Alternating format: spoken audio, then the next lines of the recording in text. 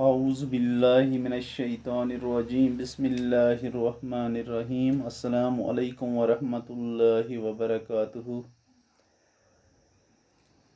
Dear students, आज हमारा topic है मैन्युफैक्चरिंग इंडस्ट्रीज़।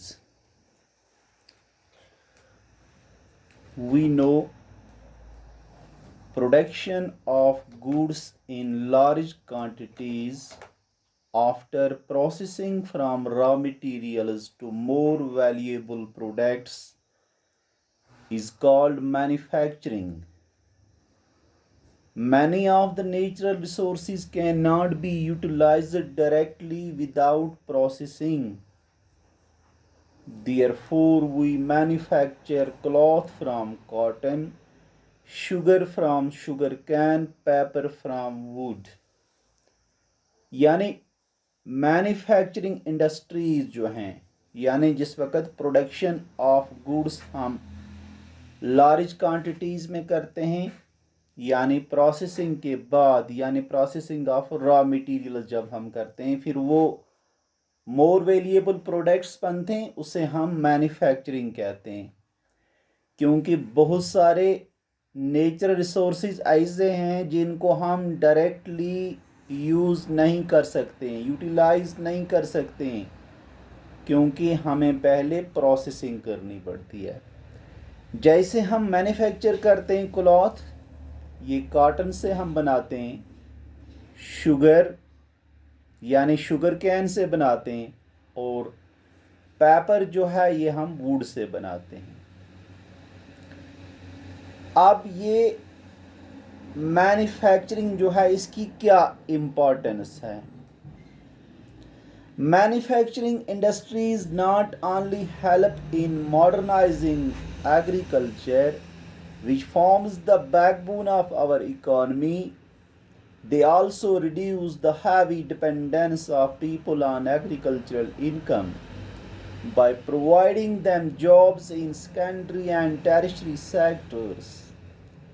यानी ये जो मैन्युफैक्चरिंग इंडस्ट्रीज़ हैं, ये हमारी सिर्फ यही मदद नहीं करती हैं कि मॉडर्नाइज एग्रीकल्चर करती हैं, जो बैकबोन है हमारी इकॉनमी का, लेकिन इसके साथ साथ ये रिड्यूस करती हैं the heavy dependence of people on agricultural income, यानी जो लोगों की डिपेंडेंस है ऑन एग्रीकल्चरल इनकम को, and it provide them jobs in secondary and tertiary sectors, यानी ये लोगों को प्रोवाइड करती हैं जॉब्स, चाहे सेकेंडरी सेक्टर हो या टर्शियरी सेक्टर।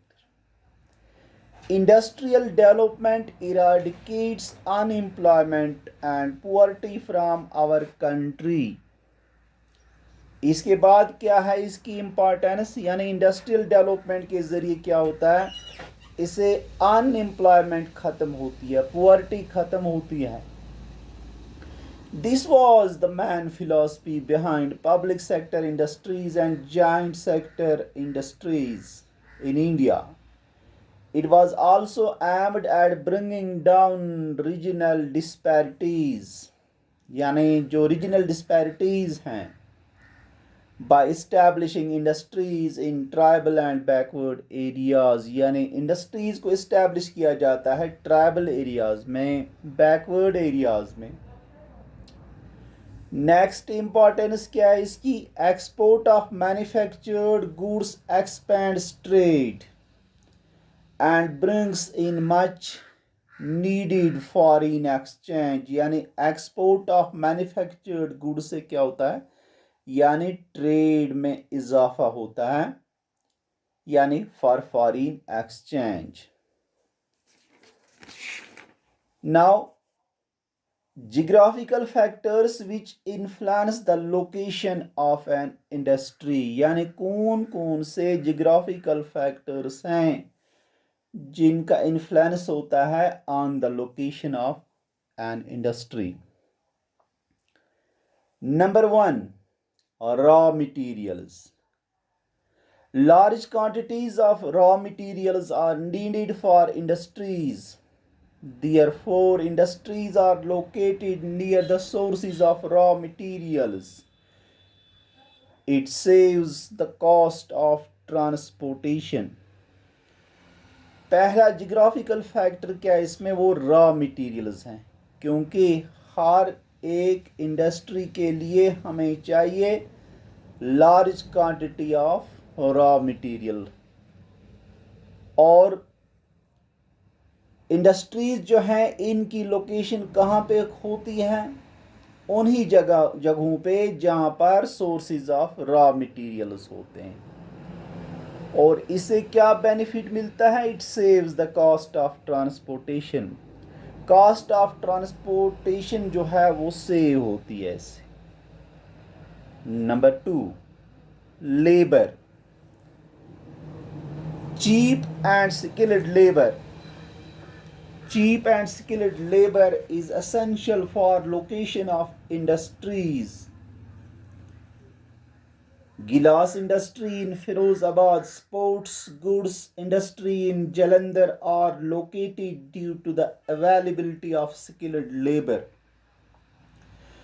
दूसरा जियोग्राफिकल फैक्टर क्या है इसमें, वो है लेबर।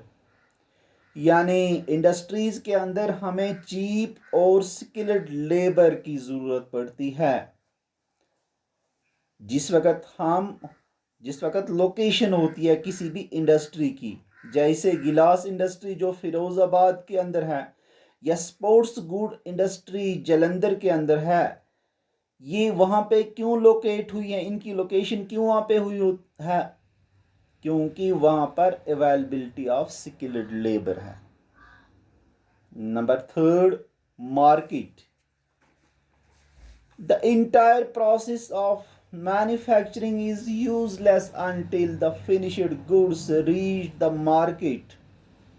तीसरा जो जियोग्राफिकल फैक्टर है वो इसमें मार्केट है, क्योंकि जो ये तमाम entire whole process of manufacturing जो है ये तब तक यूजलेस है, बेसलेस है, until the finished goods reach the market, जब तक ना ये फिनिश्ड गुड्स कहाँ पहुँच जाएं, मार्केट के अंदर। लिहाजा मार्केट का इसमें एक अहम रोल है। Nearness to market is essential for quick disposal of manufactured goods. यानी ये इंडस्ट्रीज जो हैं इनकी लोकेशन जो है ये मार्केट के नज़दीक होनी चाहिए, जिससे फ़ायदा क्या है, यानी quick disposable of manufactured goods हम कर सकते हैं। It helps in reducing the transport cost, यानी ट्रांसपोर्ट कॉस्ट भी हमें रिड्यूस होती है इससे। And enables the consumer to get things at cheaper rates, और जो कंज्यूमर्स होते हैं यानी उनको जो प्रोडक्ट्स हैं, जो थिंग्स हैं, वो चीपर रेट्स पे मिले। Number 4, transport. Transport by land or water is necessary for the assembly of raw materials and for marketing of the finished products. चौथा जो इसमें जियोग्राफिकल फैक्टर है वो है ट्रांसपोर्ट। ट्रांसपोर्ट का भी इसमें एक अहम रोल है, यानी चाहे वो लैंड ट्रांसपोर्ट हो या वाटर ट्रांसपोर्ट हो, it is necessary for the assembly of raw materials and for the marketing, क्योंकि मार्केट्स के अंदर ये जो फिनिश्ड प्रोडक्ट्स जो हैं ये किसके ज़रिए हम पहुंचाते हैं, यानी ट्रांसपोर्ट के ज़रिए। Number 5, power. Regular supply of power is a prerequisite for the localisation of industries, यानी इसके लिए पावर का भी एक अहम रोल है। रेगुलर सप्लाई ऑफ पावर होना चाहिए इसमें। Coal, mineral oil and hydroelectricity are the 3 important conventional sources of power. यानी इसके लिए कोल जो है, मिनरल ऑयल जो है, हाइड्रो इलेक्ट्रिसिटी जो है, these are the 3 important conventional sources of power. ये 3 important conventional sources of power हैं। अब नॉन जियोग्राफिकल फैक्टर्स कौन कौन से इसमें हैं? नंबर 1 कैपिटल, कैपिटल हमें इसके लिए चाहिए। Modern industries are capital intensive and require huge investments. ये मॉडर्न इंडस्ट्रीज जो हैं ये कैपिटल इंटेंसिव हैं और इसके लिए हमें ह्यूज इन्वेस्टमेंट्स चाहिए। Big cities like Mumbai, Kolkata, Delhi and Chennai are big industrial centers because the big capitalists live in these cities and there is easy availability of capital. जो हमारी country के अंदर बिग सिटीज़ हैं जैसे मुंबई है, कोलकाता है, दिल्ली है, चेन्नई है, ये बिग यानी इंडस्ट्रियल सेंटर्स हैं। क्यों? क्योंकि जो बड़े बड़े कैपिटलिस्ट्स हैं वो इन्हीं सिटीज़ के अंदर रहते हैं और यहाँ पे इजी अवेलेबिलिटी ऑफ कैपिटल है। Number 2 banking facilities. Banking facilities भी हमें चाहिए इसके लिए। Establishment of industries involves daily exchange of crores of rupees which is possible through banking facilities only। यानी इस्टेब्लिशमेंट ऑफ इंडस्ट्रीज जो है इसमें daily exchange of crores of rupees होता है और ये मुमकिन किसके ज़रिए है? बैंकिंग फैसिलिटीज़ के ज़रिए। So the areas with better banking facilities are better suited to the establishment of industries। लिहाजा वो एरियाज जहाँ पर बेटर बैंकिंग फैसिलिटीज़ होंगी वो बेटर सूट करती हैं किसके लिए? For the establishment of these industries. Number 3 insurance. Insurance भी इसके लिए एसेंशियल है। There is a constant fear of damage to machinery and men in industries for which insurance facilities are badly needed। क्योंकि इन industries के अंदर ख़तरा किस चीज़ का होता है? डैमेज ऑफ मशीनरी हो सकती है या वो लोग जो इन इंडस्ट्रीज़ के अंदर काम करते हैं। Which insurance facilities are badly needed. लिहाजा यहाँ पर इंश्योरेंस फैसिलिटीज़ की ज़रूरत पड़ती है। The destruction caused by September 2014 floods in the UT of J&K is a recent example in this regard। यानी इसकी बेस्ट एग्जाम्पल है जो डिस्ट्रक्शन हुई यूनियन टेरिटरी ऑफ J&K के अंदर जो 2014 में यहाँ पे फ्लड्स आए। Number 4 highly professional management and skilled manpower is an important component in the fast growing। यानी इसके लिए हमें हाईली प्रोफेशनल मैनेजमेंट चाहिए और स्किल्ड मैन पावर चाहिए।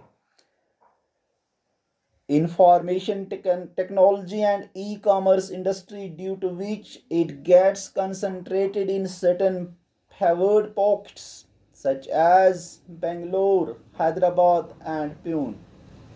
Thank you.